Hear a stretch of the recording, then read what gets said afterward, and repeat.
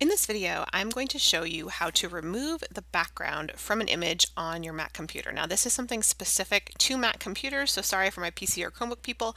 If you do have a Mac, this is going to use software that you probably already have on the machine with kind of a hidden feature you might not have tried, and it's going to show you a really easy way to get rid of that background. So I'm going to start this by actually creating a screenshot.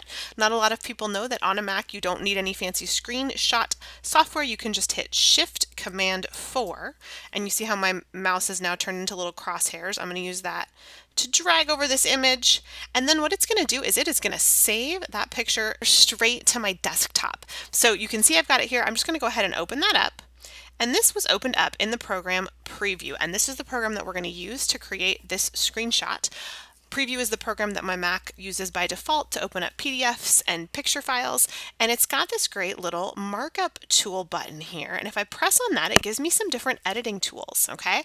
Now that I'm there, I'm going to click on the magic wand, and that is a magic selector tool. If I click and drag just a little bit on this image, it highlights the background, and then if I hit the delete key, that background goes away.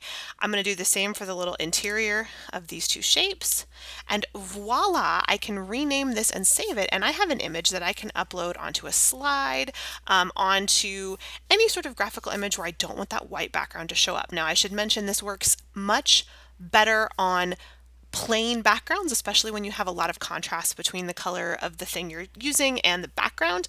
But definitely try it with your pictures, and hopefully it will save you some time in getting rid of that background.